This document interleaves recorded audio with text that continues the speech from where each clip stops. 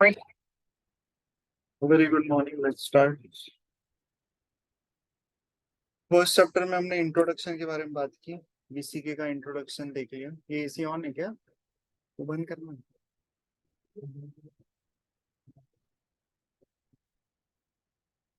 Introduction के बारे में बात की। उसके बाद अब नेक्स्ट जो चैप्टर है हमारा वो है बिजनेस एनवायरनमेंट। आपका एनवायरनमेंट आपके बिजनेस के ऊपर बहुत इफेक्ट करता है, और अगर आप उसके अकॉर्डिंग मोल्ड नहीं होते तो आप मिट्टी में मिल जाते हो। इसका एग्जाम्पल देने के लिए गया क्या?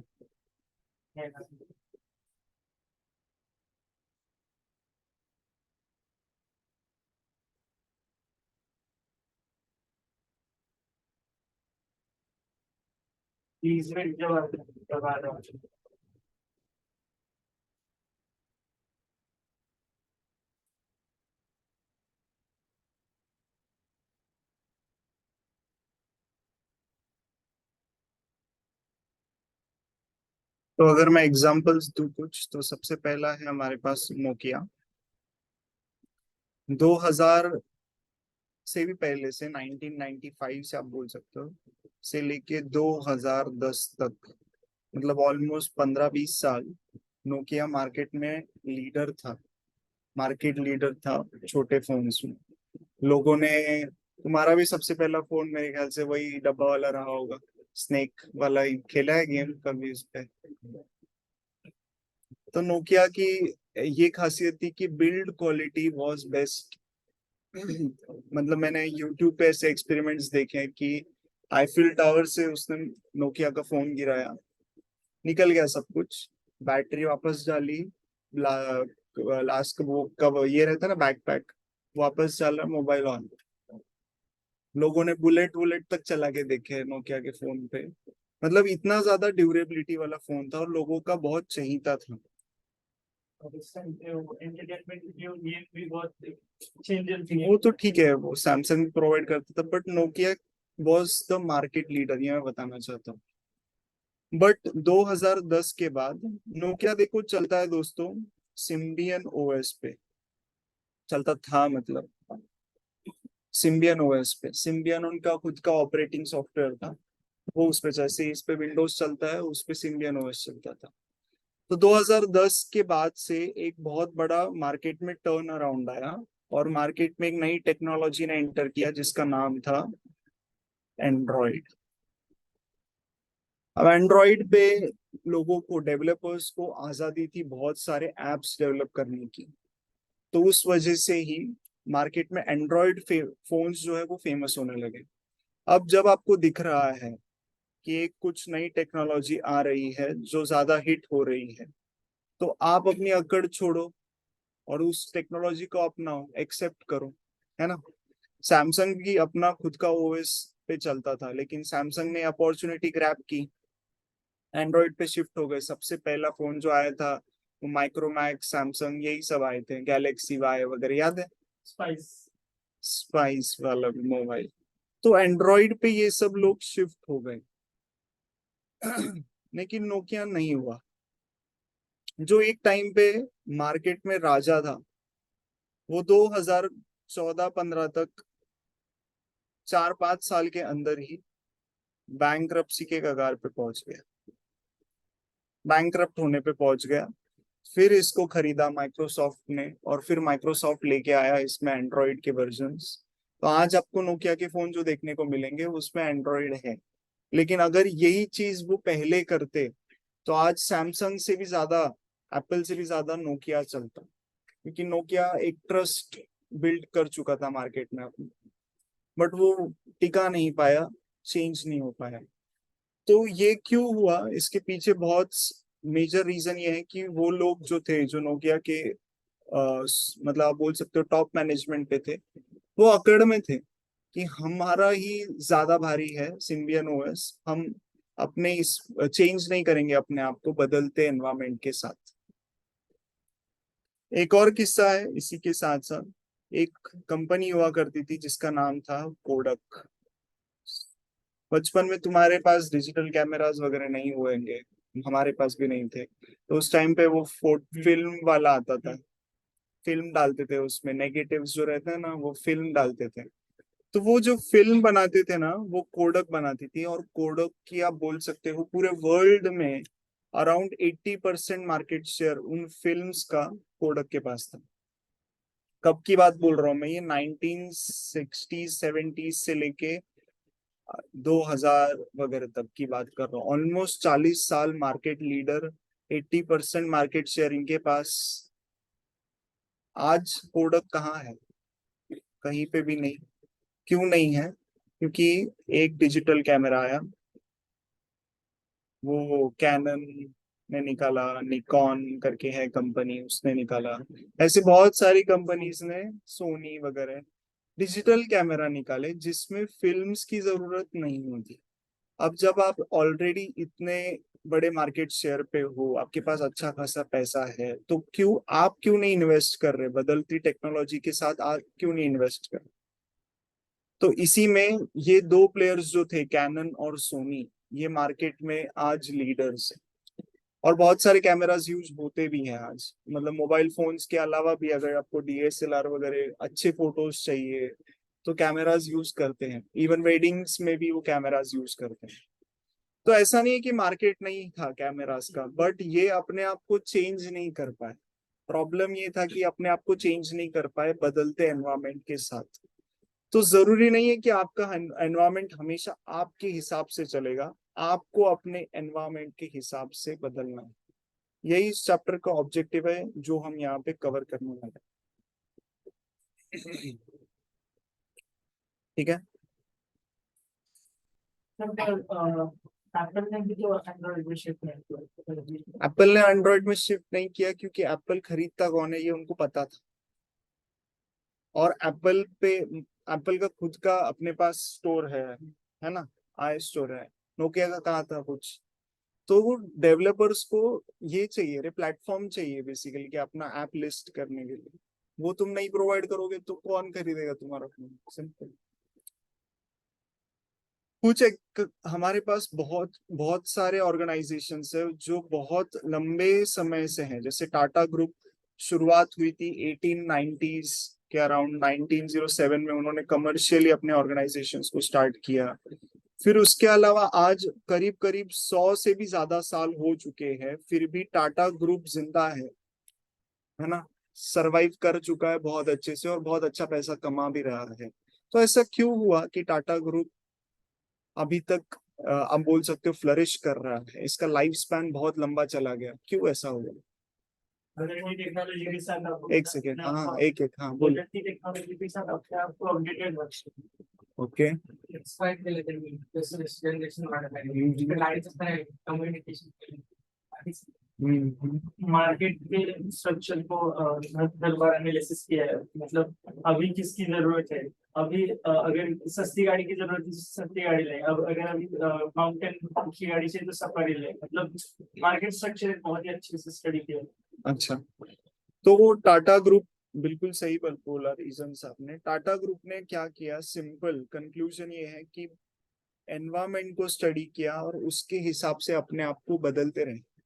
जो अपने आप को बदल नहीं पाता ना अपने हालातों के हिसाब से, वो जिंदा ही नहीं रह पाता, भले ही तुम कहीं के भी राजा रहो। सिंपल सी बात है।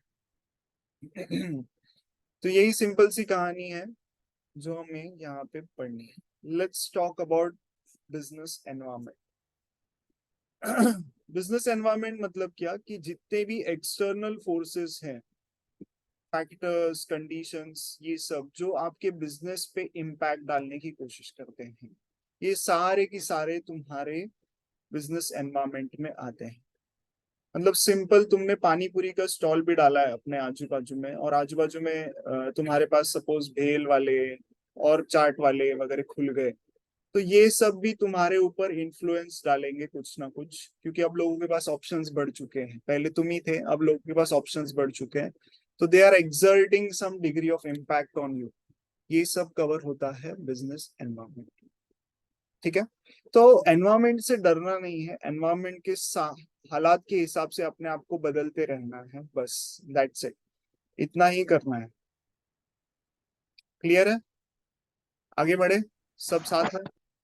मुझे पता है कि एक कैबेज बेच रहा है और एक ब्रोकली बेच रहा है। हाँ, वो पुरानी बात होगी। सेकेंड ना, कितनी है, 24।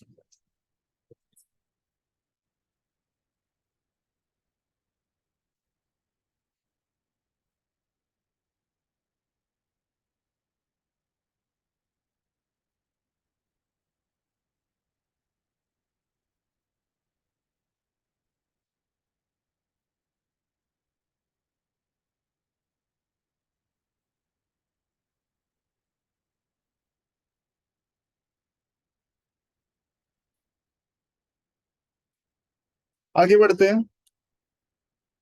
नेक्स्ट है हमारे पास characteristics of business environment.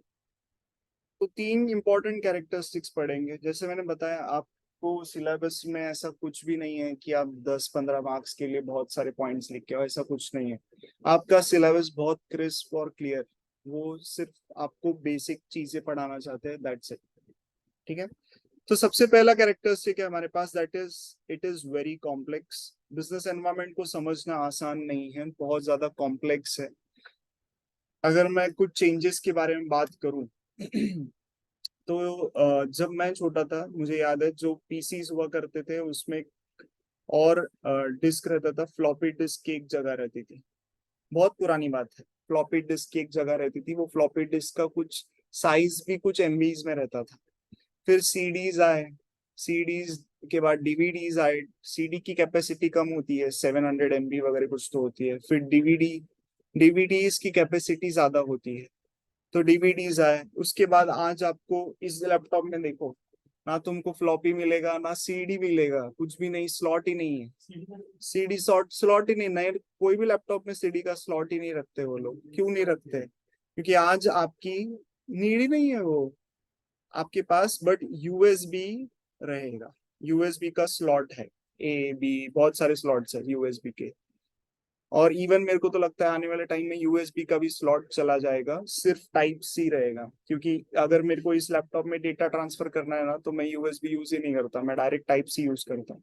Mobile में टाइप सी डालो, इसमें टाइप सी डालो, डेटा ट्रांसफर। तो आने वाले टाइम में वो भी निकल जाएगा, यूएसबी वाला पोर्ट। उसके अलावा अगर मोबाइल फोन्स की आज बात करें, तो पहले वो 3.5 mm का हेडफोन जैक हुआ करता था। आज जैसे जैसे ये अपग्रेड कर रहे हैं, 3.5 mm जैक ही हटा दिया इन्होंने, सिंपल। मतलब अगर तुम चार्ज कर रहे हो फोन, तो तुम हेडफोन यूज ही नहीं कर सकते वायर वाला, सिंपल। वायर वाली टेक्नोलॉजी नहीं चाहिए अभी इनको। तो बिजनेस एनवायरनमेंट को समझना बहुत कॉम्प्लेक्स है। ये 3.5 mm वाले जैक में मेरे को पता है, जब ये हटाया गया तो बहुत सारे लोगों ने रिवॉल्ट भी किया कि क्यों हटाया, हमको वायर वाला चाहिए, हेडफोन्स सुनना है, तो क्यों हटाया तुमने, वगैरह वगैरह, ऐसे बहुत सारी चीजें हुई। तो एनवायरनमेंट को समझना आसान नहीं है, कॉम्प्लेक्स है बहुत ज्यादा। एनवायरनमेंट किस तरह से क्या इम्पैक्ट करेगा, ये बिल्कुल भी नहीं सोच सकते आप। ठीक है। तो इवन एक बहुत बुरी चीज जो हुई थी वो था पबजी बैन, याद है? हम्म। खेलता था तुम में से कोई? तो पबजी बैन हुआ था इंडिया में, दुखद घटना। टिकटॉक और बाकी चाइनीज एप्स के साथ एक पबजी भी बैन हो गया था। तो पबजी चाइनीज नहीं था, उसके सिर्फ ये नहीं, कंपनी चाइनीज है, वो टेंसेंट। उसको हटा के वो जो गेमर्स थे ना, डेवलपर्स, वो एक्चुअली यूएसए साउथ कोरिया के कुछ थे। टाई अप रहने दो कहीं पे भी, बट है तो चाइनीज ही ना, ऐसा है। तो पबजी को इन्होंने हटाया नहीं था। मतलब टिकटॉक जब हटाया ना, मेरे को लगा था कि पबजी भी बैन करेंगे, बट किया नहीं, बहुत लंबे समय तक नहीं किया, बट बाद में फिर कर ही दिया। अब वापस आया ना, फिर वो बैटल ग्राउंड्स करके वापस आया। इन्वेस्टर्स को लिया है और फिर डाला। बट फिर उसको भी बैन कर दिया। अभी आएगा वापस। अभी वापस आएगा, उसको भी बैन कर देंगे। लेकिन कॉल ऑफ ड्यूटी को बैन नहीं किया इन लोगों ने। हाँ वही मैंने। फिर नेक्स्ट है कि डायनामिक, जैसे मैंने बताया, सीडी प्लेयर वगैरह। सेक्शन में डाले हैं बीजीएमआई पे 16+ ही खेल सकते हैं। अच्छा है ना रे बाबा। मेरे को पता है, वाइस सिटी खेला है कभी? हाँ हाँ हाँ। वो वाइस सिटी, एक आदमी, मतलब ऐसा न्यूज था, एक आदमी ने लगातार 12 घंटे 13 घंटे कुछ तो वाइस सिटी खेला, एक बच्चे ने। वो जाके फिर चाकू वाकू लेके कुछ तो कीड़े काड़ी किए उसने। तो इसलिए फिर अच्छी बात है, एज रिस्ट्रिक्शन होना ही चाहिए। डायनामिक है बहुत ज्यादा एनवायरनमेंट, बहुत ज्यादा तेजी से हम बदल रहे हैं अपने आप को। आज कल की मैंने न्यूज देखी कि विंडोज ने इंटीग्रेटेड विद चैट जीपीटी ऐसा उन्होंने लॉन्च किया है। अब आपको मतलब वो जो एक ये था ना सर्च इंजन का, सिर्फ हमें गूगल ही गूगल चाहिए, वो हटा रहे हैं। अब बिंग यूज कर रहे हैं बहुत सारे लोग गूगल को छोड़ के। तो आने वाले टाइम में चीजें बहुत ज्यादा बदल जाएगी। एज भी अच्छा है। हाँ, एज एज में ही बिंग वो डिफॉल्ट आता है, बट उसको चेंज कर सकते हैं।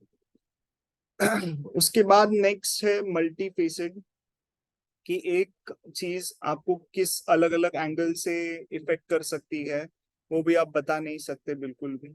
तो जैसे प्लास्टिक बैन हुआ था, सिंगल यूज प्लास्टिक बैन हो चुका है इंडिया में, एक बहुत बड़ा मूव था ये।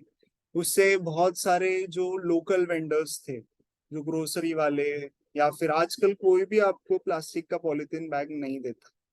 बहुत वो रिसाइकलेबल वाला प्लास्टिक रहता है ना, काली पन्नी वाला, सिर्फ वही देते हैं आजकल, बाकी कोई प्लास्टिक बैग आपको देने को ही रेडी नहीं। स्किन भी नहीं अभी तुमसे वो कापडाची पिशवी होती ना, कापड़ाची बारीक। पिशवी, हाँ, या फिर वो कार्डबोर्ड जैसा कुछ तो रहता है ना, हाँ। वो ही देते हैं आजकल। तो एक चीज आपको किस अलग अलग जगहों से इफेक्ट कर सकती है आप ये सोच नहीं सकते। थोड़े टाइम के बाद अभी ये मतलब ये जो दूध जो आता है ना आपको पॉलिथीन में, वो रिसाइकलेबल है। तो रिसाइकलेबल प्लास्टिक अलाउड है, लेकिन सिंगल यूज वाला सब कुछ ही बैन कर दिया है। अच्छा मूव था वो। फिर लास्ट है फार रीचिंग इम्पैक्ट। मतलब लोगों को लगता है, जैसे नोकिया को भी लगा था 1-2 साल चलेगा, वोडाफोन को भी मतलब आइडिया, पहले मैं बीएसएनएल का कस्टमर था, जो कि बहुत बुरा हादसा था मेरे लिए। उसके बाद मैं आइडिया में कन्वर्ट हुआ था। ये जियो के आने की पहले की बात है। आइडिया की कवरेज वगैरह बहुत अच्छा था। और आईफोन जैसे है ना आज, वैसे आइडिया ओन करना मतलब एक प्रेस्टीज था कि हाँ भाई तेरा आइडिया है तो चलेगा ही चलेगा। तो फिर जब जियो आया तो वो फ्री प्लान्स वगैरह लेके आया, बहुत सस्ते में प्लान्स लेके आया। तो बहुत सारी कंपनीज को ऐसा लगा था कि फ्री का माल कितना टिकेगा, फ्री की चीजें कितनी कितनी ही टिक जाएगी। आज जियो, अभी आज का सिनारियो मैं बताता हूँ। जियो 90,000 करोड़ के अराउंड अराउंड इनका रेवेन्यू है, उसमें से 18,000 करोड़ ये नेट प्रॉफिट में डालते हैं। बहुत अच्छा खासा मार्जिन है। आइडिया का रेवेन्यू है अराउंड 49,000 करोड़, उसमें ये लॉस करते हैं 29,000 करोड़ का। 29,000 crore is there net loss. और एयरटेल, एयरटेल का सबसे ज्यादा रेवेन्यू है 1.26 कुछ तो ऐसा ही है लाख करोड़। बट इनका प्रॉफिटेबिलिटी इतना ज्यादा नहीं है, 8,000 करोड़ वगैरह ही, ज्यादा नहीं है प्रॉफिट। एयरटेल के सबसे ज्यादा रेवेन्यू होने के बावजूद भी कम प्रॉफिट है। तो बताना मैं ये चाहता हूँ कि आइडिया वालों ने अगर उसी टाइम पे अपने आप को चेंज कर लिया होता ना, तो शायद आज आइडिया एक लॉस मेकिंग वेंचर नहीं होता। एयरटेल ने अपने आप को चेंज किया, आइडिया नहीं किया। अकड़, सिंपल यही है। बीएसएनएल तो भाई अलग ही किस्से, गवर्नमेंट का है, इसमें फर्क नहीं पड़ता। कुछ फर्क नहीं पड़ता।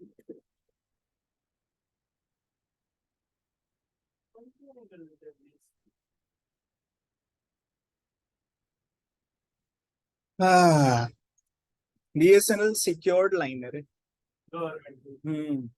तो ये जो भी डिफेंस, सबसे ज्यादा बीएसएनएल यूज किया जाता है डिफेंस सेक्टर, सिक्योर्ड लाइंस की वजह से। क्योंकि बाकी कंपनीज को कॉन्ट्रैक्ट्स देंगे तो खतरा है लीक होने का इंफॉर्मेशन, इसलिए। बीएसएनएल अपने स्ट्रक्चर। हम्म। आगे बढ़ते हैं। नेक्स्ट है हमारे पास इंपॉर्टेंस ऑफ बिजनेस एनवायरनमेंट, कि हमारे सिलेबस में टॉपिक क्यों है, हम इस चीज को क्यों पढ़ रहे हैं, ये सब के बारे में बात करते हैं। ठीक है।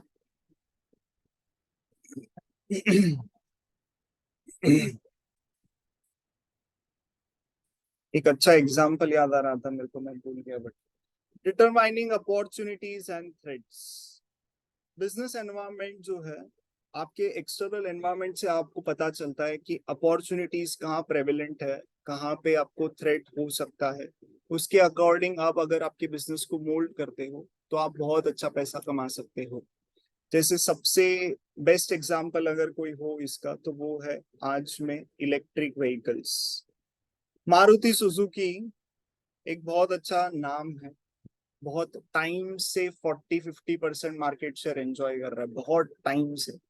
और इवन ऐसा है कि ये इतनी ज्यादा कैश रिच कंपनी है कि अपने मतलब कोविड के टाइम पे ऐसा था कि अगर कोविड कभी का रिस्ट्रिक्शन कभी खत्म ही नहीं होता फिर भी ये अपने एम्प्लॉयज, एक भी एम्प्लॉय को फायर नहीं किया। एम्प्लॉयज को मतलब कम से कम 100 साल तक ये सैलरीज प्रोवाइड कर सकते थे, ऐसा था। तो मारुति सुजुकी उतने टॉप लेवल का आप बोल सकते हो कैश रिच कंपनी, लेकिन इन्होंने इलेक्ट्रिक व्हीकल के सेगमेंट में इन्वेस्ट करने में लेट कर दिया। और मार्केट किसने खा लिया आज पूरा का पूरा? टाटा। आपको हर जगह अभी टाटा ही टाटा नजर आता है। वैसे ही एक और अगर मैं बात करूं टीवीएस के बारे में या बजाज के बारे में, इन्होंने इलेक्ट्रिक व्हीकल्स, ये दोनों 2 व्हीलर 3 व्हीलर सेगमेंट में, तो इलेक्ट्रिक व्हीकल्स की अपॉर्चुनिटी को अच्छे से स्टडी किया इन्होंने।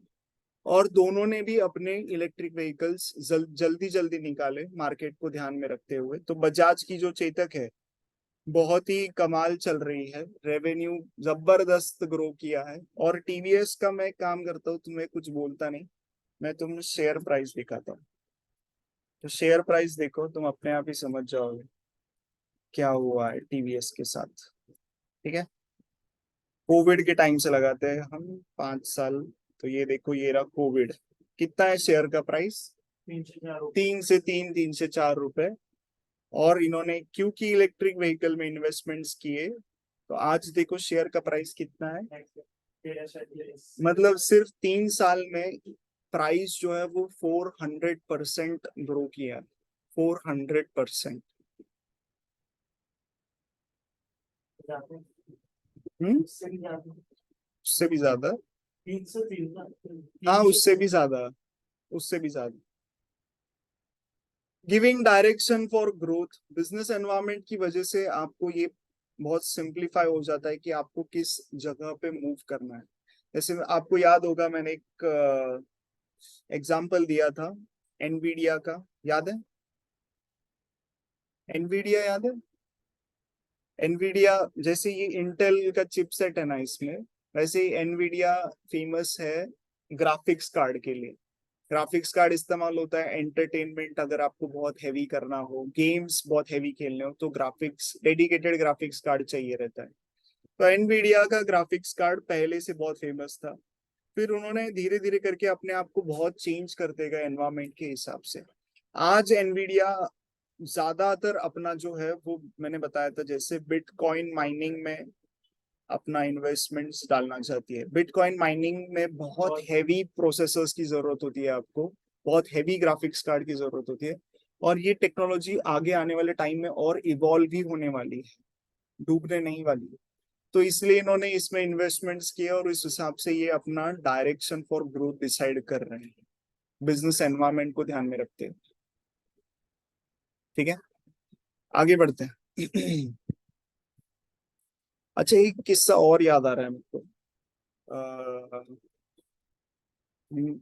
पता नहीं, मेरे को शायद मैंने बताया होगा, इतनी सारी कहानियां बताता हूँ मैं, वैसे भी मेरे को याद ही नहीं रहता कौन सी बताई कौन सी नहीं बताई। Shark tank.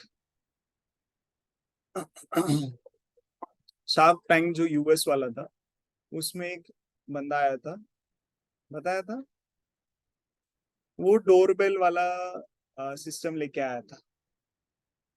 याद है? तुमको भी याद है ये कहानियां? तुमने इस पे देखा रहेगा, इंस्टाग्राम वगैरह पे देखा रहेगा।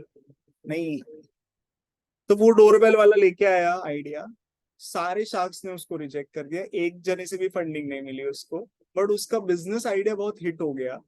और उसका रेवेन्यू जो है, शार्क टैंक में बहुत सारे लोग फेमस होने के लिए भी आते हैं। तो उस वजह से वो फेमस हो गया।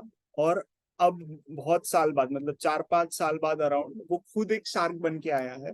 और जिसको कोई इन्वेस्टमेंट नहीं देता ना, वो उसको इन्वेस्टमेंट देता है, ऐसा है। तो मतलब मैं वही बता रहा हूँ कि बिजनेस एनवायरनमेंट के साथ अगर आप चेंज होते रहो तो। शार्क टैंक इंडिया में वो पीयूष बंसल शार्क मतलब कंटेस्टेंट बन गया शार्क बनने के बाद हाँ हाँ कंटेस्टेंट बन हाँ गया। हाँ, तो और उसको उसने फंडिंग नहीं दिया है। पहले वाली पिच उसने की और उसने बताया कि मेरी ये पहली वाली पिच कौन देगा वैसे फंडिंग, लेकिन फिर भी हमें फ्यूचरिस्टिक आइडिया देखनी चाहिए। चश्मे को कौन फंडिंग देगा ना। चश्मे को कौन फंडिंग देगा, लेकिन देखो आइडिया देखो, लेंस कार्ट है वैसे लॉस मेकिंग कंपनी बट चल रही है ना। आगे बढ़ते हैं। कंटिन्यूअस लर्निंग अगर आप करते रहो, अपने नॉलेज को अपडेट करते रहो, अपग्रेड करते रहो, तो उस हिसाब से आप अपने आप को बहुत ज्यादा बदल सकते हो। जैसे अगर, हाँ इसमें मेरे को अभी एग्जांपल अच्छा याद आ गया। स्मार्ट वॉचेस की वजह से बहुत सारे जो एनालॉग वॉच का धंधा था वो आजकल कम हो रहा है। ठीक है, तो ये जो बहुत पुरानी कंपनीज थी, बहुत ब्रांडेड कंपनीज, फॉसिल, कैसियो, या हमारी इंडिया की बोल सकते हो टाइटन वगैरह, ये बहुत चलती थी पहले, बट इनका सेल्स कम होने लगा स्मार्ट वॉचेस की वजह से। क्योंकि स्मार्ट वॉच में आपको बहुत अलग अलग फीचर्स मिलते हैं, बहुत सारी चीजें जो रिकॉर्ड हो जाती है, और इवन वो सेल बदलने की झंझट भी नहीं रहता, रिचार्ज करो खत्म। तो ये सब कंपनीज ने फिर अपने आप को मोल्ड किया, और आज हर एक की स्मार्ट वॉच है, हर एक की स्मार्ट वॉच आ चुकी है मार्केट में। तो लेट नहीं किया इन्होंने। उसके अलावा इवन एक और कंपनी है अमन गुप्ता वाली, बोट, आपको पता होगा उसकी कहानी। तो कुछ नहीं, अमन गुप्ता ने अलग कुछ ऐसा भारी नहीं किया, उन्होंने सिर्फ एक छोटी सी चीज की, एक छोटे से आइडिया पे काम किया कि अच्छा क्वालिटी मैं लोएस्ट प्राइस में कैसे दे सकता हूँ अपने कस्टमर्स को। तो हेडफोन्स के साथ उन्होंने वही चीज की, बहुत प्रीमियम चीजें उन्होंने बहुत सस्ते दाम पे देना शुरू किया। इसकी वजह से उनका धंधा, जितने भी शख्स बैठते हैं ना, उन सब में सिर्फ वही एक धंधा प्रॉफिटेबल है। इवन शादी.com भी जरा सा प्रॉफिटेबल है, बट बोट बहुत ज्यादा चलता है, बहुत ज्यादा प्रॉफिट कमा रहा है बोट। तुम्हारे पास है बोट की कोई चीज? हेडफोन है ना, देख लो, अपनी क्लास में देख लो कितना चल रहा है। फिर इमेज बिल्डिंग बहुत ज्यादा काम में आता है, अगर आपकी इमेज आपको इम्प्रूव करनी है। एक मैं नीचे किस्सा बताऊंगा, उसमें भी कैडबरी वाला किस्सा, ये भी मैंने बताया होगा बट अभी सिलेबस में ही है वो, वापस एक बार बताऊंगा। तो इमेज बिल्डिंग में बहुत काम में आती है बिजनेस एनवायरनमेंट को स्टडी करते हो जब आप, और आपके कंपटीशन को आपको बीट करना है, मीट करना है, तो अगेन आपको बिजनेस एनवायरनमेंट को स्टडी करना पड़ेगा। जैसे एक नीचे किस्सा है, सर नॉइस कंपनी फाइट दे रही है बोट को, ऑफ कोर्स। तो ये नॉइज, बोट, और इवन वो बोल्ट करके भी एक कंपनी है, वो भी बहुत ज्यादा चल रही है आजकल। बट अपने अपनी कंज्यूमर्स की अपनी अपनी चॉइस है। सर टाइटन स्मार्ट वॉच में सोनाटा है स्मार्ट वॉच। टाइटन्स और सोनाटा टाटा की है। फास्ट ट्रैक भी उनका ही है। पर टाइटन स्मार्ट वॉच में है ना, तुमको नहीं पता क्या? बट अच्छी नहीं है वो स्मार्ट वॉच, मैंने देखी थी। हाँ सोनाटा की अच्छी लगी स्मार्ट वॉच। सोनाटा की स्मार्ट वॉच अच्छी है क्या? हाँ टाइटन मैंने सोनाटा की स्मार्ट, पहनी है, लेकिन टाइटन की स्मार्ट वॉच ये देख, इधर है, ये देख टाइटन स्मार्ट वॉच, इधर है रे, स्मार्ट वॉच। Titan talk. अच्छा ये निकालिए क्या, एक और थी वैसे, हाँ ये देख, टाइटन न्यू टॉक। ये स्मार्ट वॉच आप ये सब स्मार्ट वॉचेस है। वो वाली स्मार्ट वॉच जो टाइम और ये ये सब ने स्मार्ट वॉचेस निकाले हैं इस वजह से, कंपटीशन, अपने आप को बदलना पड़ता है रे। टाइटन का ज्यादा तो अभी लग्जरी हो चुकी है। नहीं नहीं, टाइटन लग्जरी वॉच में नहीं है ज्यादा। लग्जरी वॉचेस में ना ये आता है, राडो, टैगहॉर, मैक्सिमा भी नहीं, रोलेक्स, वो खरीदते ही लोग इसलिए, वो उनका मार्केट देख, वो सब एप्पल है, वो सब एप्पल है। अगर तुम कंपेयर करो उस हिसाब से, तो उनका डिमांड ही अलग है, उन लोग ही अलग ही, कस्टमर्स ही अलग है उनके, सिंपल सी बात। आगे बढ़ते हैं। नेक्स्ट है रिलेशनशिप कैसे बिल्ड होता है ऑर्गेनाइजेशन और एनवायरनमेंट में। तो ये एक बहुत आसान सी चीज है, मैं आपको एक स्टोरी फॉर्म में बताता हूँ। जैसे सपोज करो दो दोस्त है,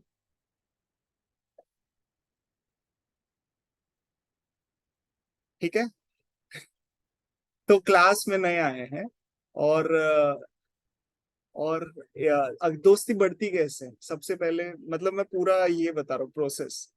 तो पहले आप एक दूसरे के बारे में इंफॉर्मेशन को एक्सचेंज करते हो। इंफॉर्मेशन का एक्सचेंज होता है। इंफॉर्मेशन मतलब तू कहाँ से है, क्या करते हैं पेरेंट्स वगैरह, घर कहाँ है, वगैरह वगैरह वगैरह। यही होता है इंफॉर्मेशन का एक्सचेंज, एक दूसरे को जानना पहचानना। फिर दूसरा है रिसोर्सेस का एक्सचेंज। रिसोर्सेस का एक्सचेंज, डब्बा एक्सचेंज, होमवर्क की नोटबुक्स एक्सचेंज, कैलकुलेटर एक्सचेंज, ये सब। ठीक है। और उसके बाद का स्टेप है कि जब आपकी दोस्ती और ज्यादा गहरी हो जाए तो उसके बाद आता है इन्फ्लुएंस एंड पावर का एक्सचेंज। मतलब हक जताना, बेसिकली इन्फ्लुएंस करना किसी को कि चल तू मूवी देखने चल रहा है या चल रही है, तेरे को पूछ नहीं रहा हो, चल रहे हो तुम साथ में, ऐसा। या फिर उसके साथ मत जाओ पार्टी में, वगैरह वगैरह, ये सब चीजें। ठीक है। तो इसी हिसाब से रिलेशनशिप्स, रिलेशंस जो है वो बिल्ड होते हैं। ये जा क्यों नहीं रहा है भाई?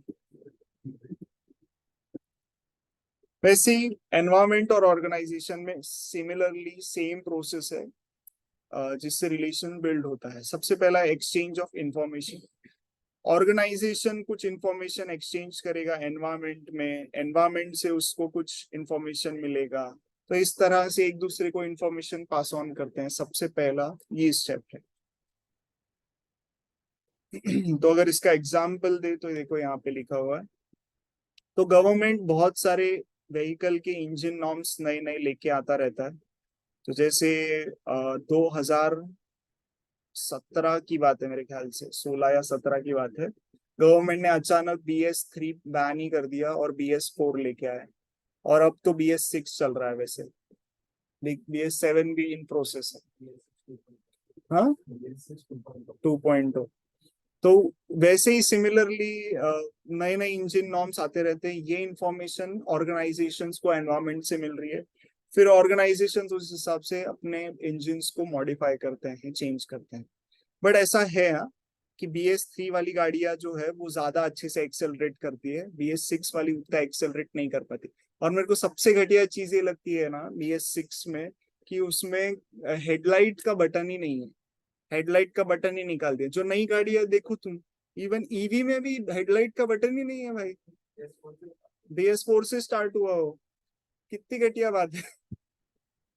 तुम्हारी लागलेली असते काय. हेडलाइट कायमच लागलेले असते। पहले है ना, जब मैं आर्टिकलशिप में गाड़ी चलाता था उस टाइम से भी पहले, अगर किसी का स्टैंड वैंड लगा, मतलब ऑन है, वो आज भी बोलते हैं लोग।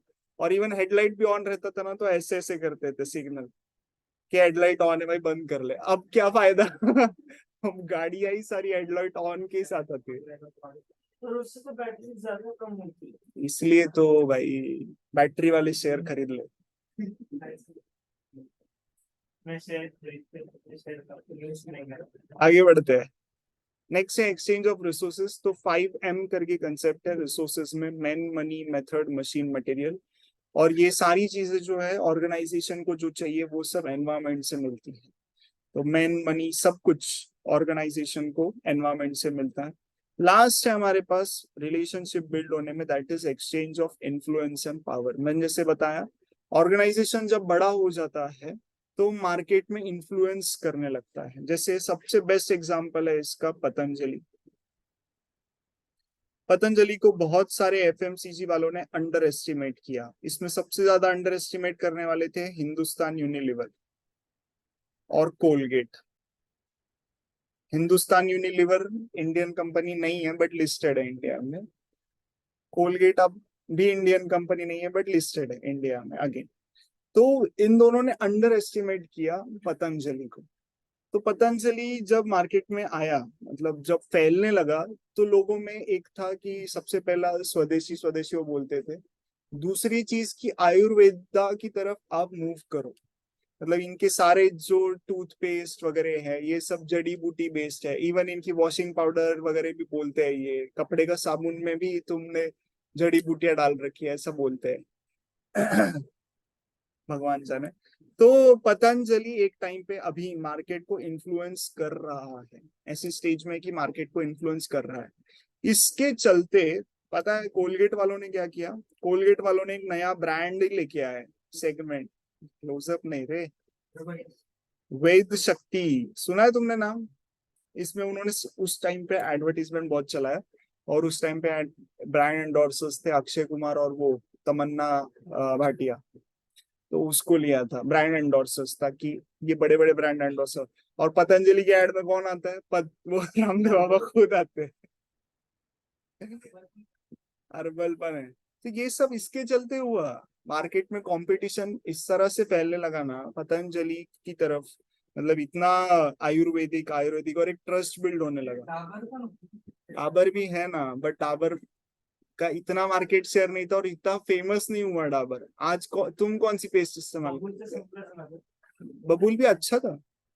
और तुमको पता है क्या, ये कोलगेट वाले इतने खराब लोग हैं, इतने खराब लोग हैं। जब ये इंडिया में आए उससे पहले ना, इंडियंस जो थे ना वो चारकोल, हाँ चारकोल का पाउडर रहता है ना, उससे दंत मंजन करते थे सब लोग। टूथपेस्ट का तो, टूथब्रश का भी कुछ सवाल ही पैदा नहीं होता था।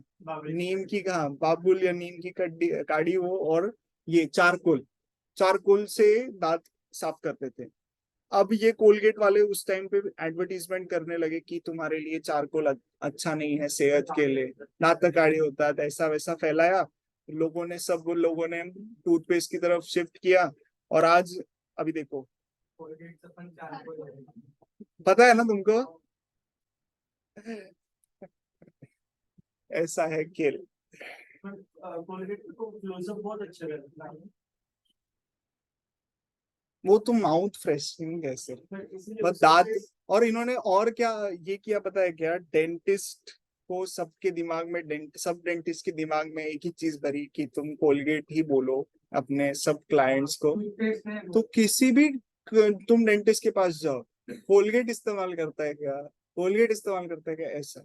इसलिए तो वो बोलते हैं ना एडवर्टीजमेंट में, डेंटिस्ट का सुझाया नंबर 1 ब्रांड। इस ये रीजन है। सेंसोडाइन भी तो डेंटिस्ट, वो तो सेंसिटिविटी पे ठीक करता है, सब लोगों को थोड़ी सेंसिटिविटी का प्रॉब्लम रहता है। ठंडा गर्म खाने से वो होता है, कुछ भी मतलब, बहुत ठंडा खाओगे तुम तो होगा ही ना।